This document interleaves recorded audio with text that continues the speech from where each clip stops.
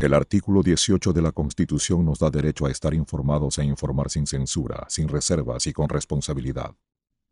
La investigación periodística nos permite encontrar evidencias para sacar a la luz verdades ocultas. Nuestra misión es presentar esas evidencias porque las evidencias nunca mienten. Amigos televidentes, tengan ustedes muy buenas noches. Bienvenidos a Artículo 18, donde solo cuentan las evidencias. Para el día de hoy le hemos preparado dos temas, uno sobre política y otro de interés social. Primero conoceremos un poco más sobre la historia de Fernando Balda, ese joven asambleísta que en el año 2012 denunció un intento de secuestro en Bogotá, presuntamente ordenado por funcionarios ecuatorianos y que después de casi 6 años de investigaciones comienza a destaparse algunas pistas sobre lo que verdaderamente habría ocurrido. Además, mucho cuidado con subestimar los síntomas de la depresión, una enfermedad silenciosa que puede llegar para quedarse. Conozca qué hacer si usted o algún conocido la presentan. Empezamos. Durante la década del gobierno de Rafael Correa, muchos fueron los personajes activistas que aseguraron ser perseguidos políticos. Pero uno de los casos que más llamó la atención fue el de Fernando Balda, asambleísta alterno por Sociedad Patriótica, quien estuvo en los titulares de periódicos colombianos luego de que fuera objeto de un intento de secuestro. Lucero nos ha preparado un recuento sobre este particular caso.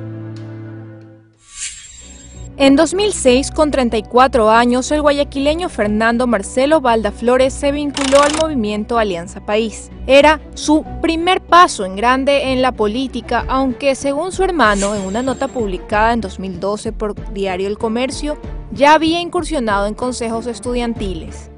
Estudió en el desaparecido Colegio San Judas Tadeo y pensó continuar la carrera de comunicación social, aunque finalmente no pudo debido a que se casó joven y se dedicó a trabajar para sacar adelante a su familia a través de su propia productora audiovisual. Autodidacta, se vinculó al mundo del marketing político, área en la que se ha desempeñado hasta ahora.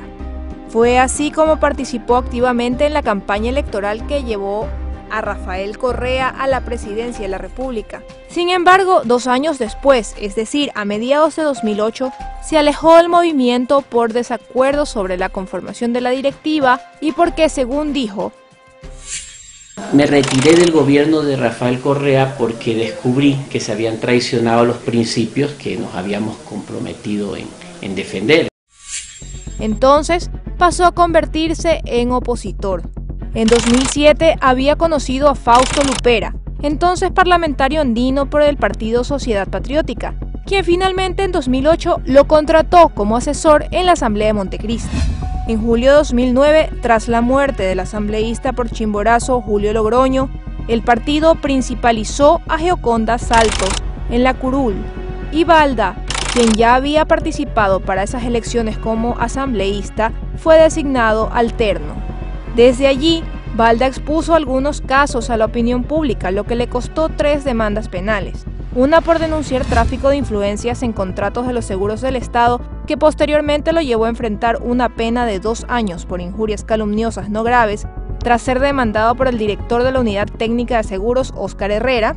Otra por difundir supuestos rumores sobre la existencia de una oficina de espionaje que fue impulsada por Alexis Mera por atentar contra la seguridad del Estado, y una tercera por asegurar que el entonces presidente Rafael Correa habría conocido la supuesta adulteración de la Constitución que elaboró la Asamblea Constituyente.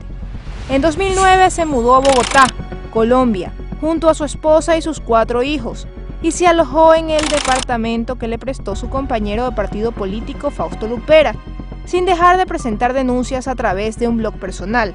Continuó con las consultorías de marketing político y se vinculó al movimiento del expresidente colombiano Álvaro Uribe. Como parte de su círculo, participaba con frecuencia en actividades y debates de la Fundación Internacionalismo Democrático.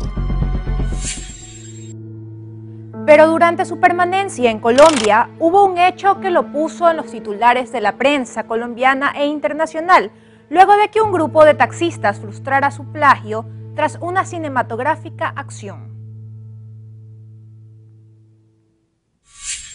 La noche del lunes 13 de agosto de 2012, un extraño caso llamó la atención de los habitantes del barrio Cedritos, en el norte de Bogotá.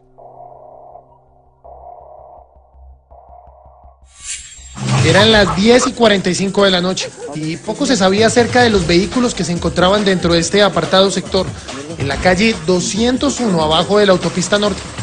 La cinta de acordonamiento de la policía restringía el acceso y las versiones acerca de un supuesto rapto, aunque recurrentes, eran vagas y sesgadas. Finalmente Rodrigo, un taxista, confirmó que gracias a uno de sus compañeros habían logrado frustrar un secuestro. Un compañero se dio cuenta de que lo habían echado 3 manes encorbatados. ¿En dónde lo habían echado? En la 144/19 lo subieron a la camioneta a la fuerza. Yo asistí a una cita, me había convocado un ecuatoriano que estaba de visita en Bogotá, sin saber que esto era una trampa. Cuando salí de esa reunión, llegó una camioneta Toyota Prado 5 puertas, se bajaron 4 individuos, uno quedó en el vehículo, arremetieron contra mí a golpes y me subieron a la fuerza. Gracias a Dios, un taxista que transitaba por la zona vio el secuestro, valientemente se fue detrás del vehículo en el que me llamaban, fue llamando por radio a otros taxistas y por teléfono a la policía. Se activó en ese momento el GAULA, que es la par de la UNACE en el Ecuador, la unidad antisecuestro. Se inició un operativo que terminó con mi rescate. Su rescate fue televisado y después de hora y media de persecución a más de 100 kilómetros por hora, las autoridades bloquearon la autopista y los secuestradores abandonaron el vehículo con la víctima dentro. Revista Semana de Colombia, medio que siguió de cerca el caso, dijo en una publicación del 14 de agosto que, aunque el ecuatoriano se salvó de ser secuestrado, no era claro para las autoridades cómo o cuándo ingresó a Colombia. El hecho dio que hablar tanto en el país del norte como en el nuestro. Balda denunció que esa no habría sido la primera ocasión en que intentaron retenerlo a la fuerza y no dudó en señalar al gobierno ecuatoriano, algo que tensó un poco las relaciones diplomáticas. Sino que hubo un operativo especial para interceptarme, detenerme y llevarme a migración para provocar mi eventual deportación. Resulta muy peculiar que mientras yo estaba detenido en migración, me llamaban amigos de la política ecuatoriana a comunicarme que ya existía algarrabía dentro de los miembros del gobierno del presidente Rafael Correa, porque decían que Fernando Balda iba a ser deportado y ya me estaban esperando. Los partidarios del oficialismo en Ecuador, por su parte, desestimaron la historia de Balda. Meses después, el 13 de octubre de 2012, Balda fue deportado por las autoridades colombianas a Ecuador en un avión oficial. A decir de Revista Semana, todo esto sin que el gobierno colombiano haya dicho una palabra. Desenmarañando el ovillo. En enero de 2013, Revista Semana publicó un reportaje denominado Operación Balda, donde se mencionaba, entre otras cosas, que se encontraron varias huellas digitales en el vehículo abandonado y que al día siguiente las autoridades localizaron a uno de los implicados, un ciudadano colombiano residente de Puerto Tejada, localidad del Cauca, quien reveló lo ocurrido. El sujeto, además de aceptar que participó en el intento de secuestro a Balda, reveló cómo habrían operado. El 10 de agosto de 2012, un amigo y cabo del ejército colombiano le pidió que viajara a la capital para cumplir con una vuelta, secuestrar a una persona y llevarla hasta Ipiales. Por la operación recibirían 30 millones de pesos, según el cambio de la época unos $16.700 aproximadamente.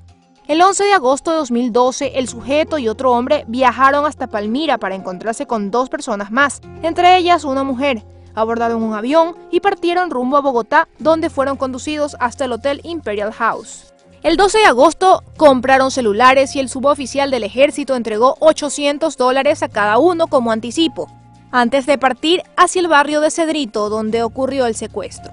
Sin embargo, lo que más llamó la atención a la prensa colombiana fue que la investigación acabó por destapar que había agentes de inteligencia ecuatorianos que actuaron ilegalmente en Colombia.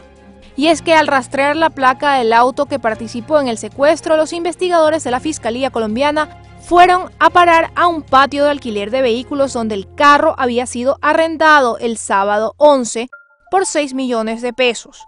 Según los comprobantes citados por Semana, el hombre que firmó el recibo se llama Luis Raúl Chicaiza, el mismo que, junto a otros 2 ecuatorianos y supuestos activistas de oposición, había asistido a una conferencia en el Hotel Las Lomas. Pero seguir el hilo de esta pista reveló más detalles a la Fiscalía colombiana, pues al solicitar información a las autoridades ecuatorianas, estas les respondieron que se trataba de un sargento activo de la policía, que para aquel entonces laboraba en la Dirección General de Inteligencia.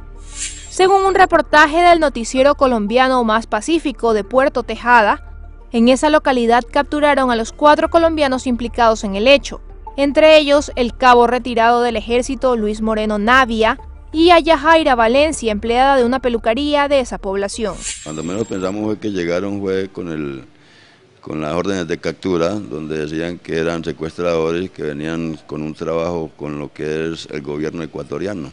En este momento existen varias sentencias condenatorias en Colombia, luego de que la Fiscalía de ese país ha logrado determinar que se cometió contra mí el delito de secuestro por parte de 5 individuos colombianos que, según sus declaraciones, las pruebas, videos de los hoteles en donde se realizaron las negociaciones con estas personas, se demuestra que además quienes los contrataron eran 3 agentes de inteligencia de la Policía del Ecuador que en ese momento prestaban servicio en la SENAIN y que son los agentes hoy capturados aquí en Ecuador. No se sabe cuál era realmente la intención que tenían ellos al entregarme a un segundo grupo, porque dicen los investigadores del Gaula en Colombia que no tiene ninguna lógica pensar que lo que ellos querían era traerme a Ecuador, porque ¿qué iban a hacer? Iban a traerme a Ecuador y decir, aquí está, lo venimos secuestrando. Eso no tiene ninguna lógica.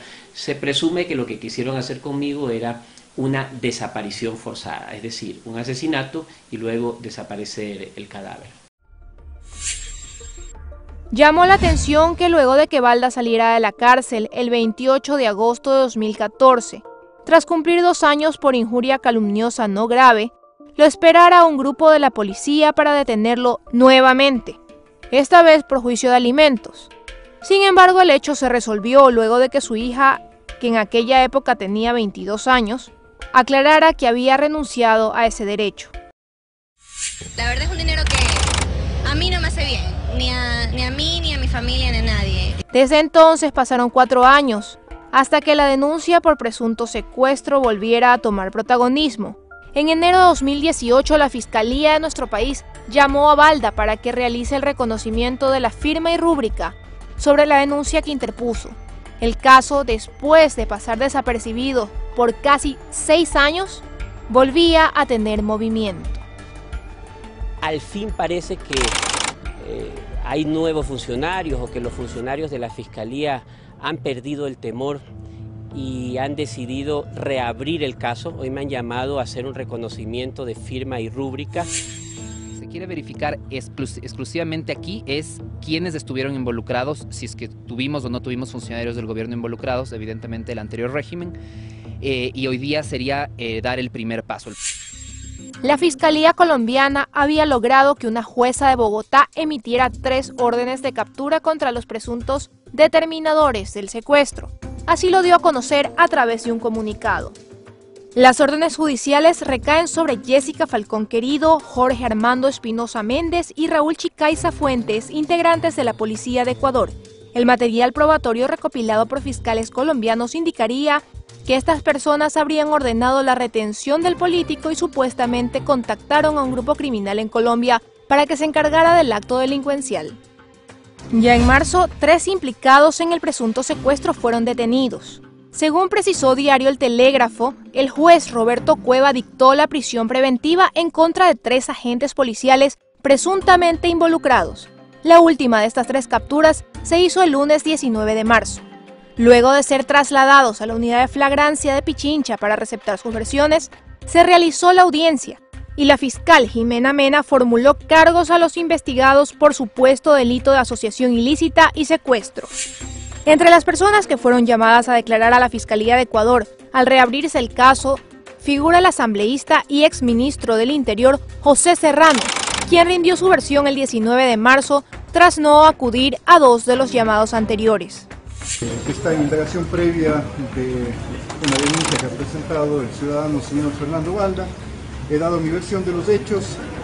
Esta investigación obviamente está en nivel de reservada, y por otra parte también debo señalar que sobre estos hechos lo que conozco específicamente es que el señor Fernando Balda fue deportado luego de un trámite judicial, luego de un trámite administrativo que llevó adelante el gobierno colombiano. Incluso fue el propio gobierno colombiano el que facilitó un avión para que el señor Balda sea trasladado al Ecuador. Y obviamente ya el tema de la investigación pues lo continuará la señora fiscal. Esta es la versión de un ex asesor de él que testifica que fue José Serrano el que comandó parte de los operativos en mi contra en Colombia, y que a su vez habría recibido órdenes directas del expresidente Rafael Correa. Fui asesor y consultor en varias carteras de Estado entre el año 2009 y 2011. Fue el exministro José Serrano Salgado, el mayor Romy Vallejo, los servicios de inteligencia, con la disposición del expresidente de la República, economista Rafael Correa Delgado, quienes ordenaron absolutamente todo. Contrataron personas para realizar seguimientos, obtuvieron de manera clandestina fotografías, videos, correos electrónicos. Utilizaron dinero de todos los contribuyentes para viajar a Colombia a coordinar este ilícito. Todo esto yo lo puedo aseverar porque estuve presente el momento en que el exministro Serrano le entregó el informe al expresidente Rafael Correa, el día jueves 28 de abril del año 2011 en el Palacio de Cristal, en un evento organizado por el Ministerio de Justicia sobre Democracia y Desarrollo. Al momento, el caso continúa en investigación. Artículo 18 solicitó la versión del entonces ministro del Interior José Serrano. Sin embargo, hasta el cierre de este programa no recibimos respuesta. También enviamos correos electrónicos a los abogados de los implicados en el intento de secuestro de Fernando Balda, pero no obtuvimos respuesta alguna. Y esta ha sido la historia de Fernando Balda. ¿Qué tendremos cuando regresemos del corte? Al volver, ¿sabía usted que las mujeres son más propensas a la depresión, pero que en cambio son los hombres los que más se suicidan durante un cuadro depresivo? Este y otros detalles sobre esta terrible enfermedad cuando regresemos.